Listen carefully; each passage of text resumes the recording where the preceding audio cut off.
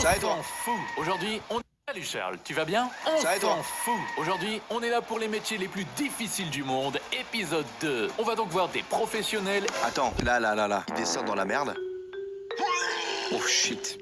Pourquoi il va dans de la merde? On peut dire aux gens de pas reproduire ce qu'on va voir. Un des travails qu'on va voir a un taux de survie de 0,2%. Et je sais pas si tu savais, mais au plus ton travail est dangereux, au plus tu touches de l'argent. Moi les gars, sur mon premier job d'été que j'ai fait, j'ai été plutôt bien payé. Pourquoi? Parce que de une, j'ai travaillé de nuit. De deux, j'ai travaillé dans un frigo à moins 20 degrés avec des grosses charges. Donc c'était très physique. Et tu sais, normalement, un job d'été, tu t'en sors avec un SMIC, voire même des fois moins, tu vois, c'est un peu chaud. Certes, c'était ultra vénère. Ça a été vraiment la chose la plus difficile que j'ai jamais fait de ma vie. Mais à la fin du mois, je m'étais retiré avec 3000 balles nettes et j'ai pu m'acheter mon premier PC pour vous faire des lives. Dans la vie, les gars, si tu veux, tu peux.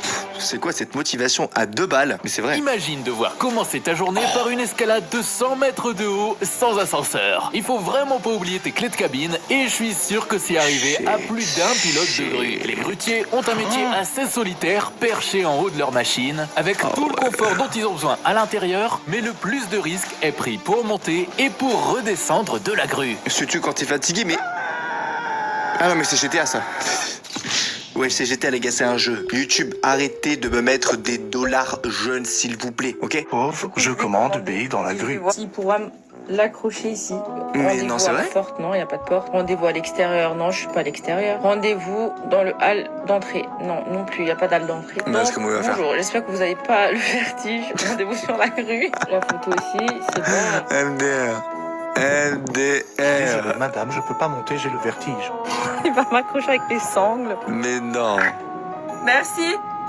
Oh, mais c'est Il a vénère. bien géré. C'est une pizza? Elle a l'air d'être délicieuse. Et les gars, très bon choix, hein. Au saumon comme ça.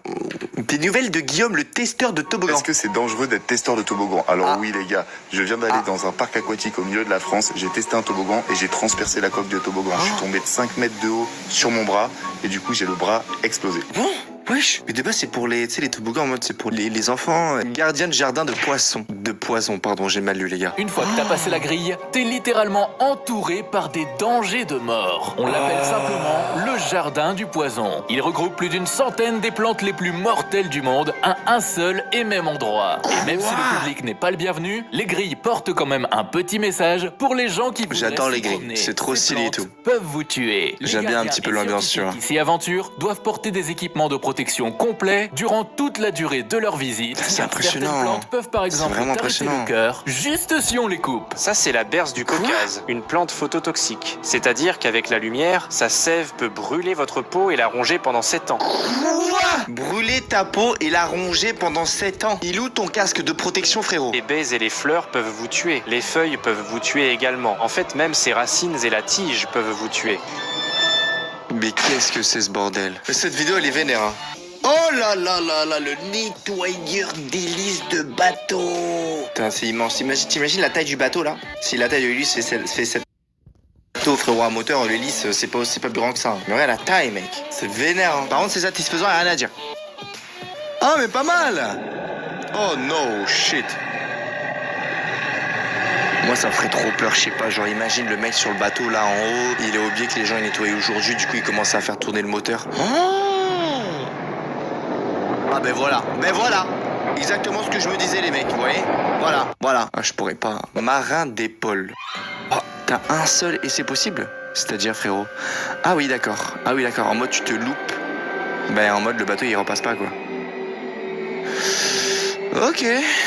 Tout va bien, les gars? Conducteur de bus. Ce conducteur de bus a la grande responsabilité de garder ses passagers en sécurité sur les routes les plus dangereuses Mais du tu monde te dans fous les de ma montagnes gueule. péruviennes. Certains passages doivent se faire au centimètre près et au bord de plusieurs dizaines de mètres de vide et des Ça, mémorials mec, à... j'ai vu déjà des reportages, des mecs qui y vont, tu vois, mais mec, la vidéo, mais je vais jamais y aller. Dans le Rhône, il y a un petit peu des endroits comme ça et ça me faisait flipper quand je passais en voiture avec mes parents. Ça donne envie, hein? Alors respectez le chauffeur qui vous emmène. Non mais mec, en plus, c'est pas un 4x4, c'est un fucking bus. Enfin, je sais pas, genre, on dirait la montagne, elle va pas tenir. Un jour sur deux, elle se pète la gueule, la montagne. Jour mec. à l'école.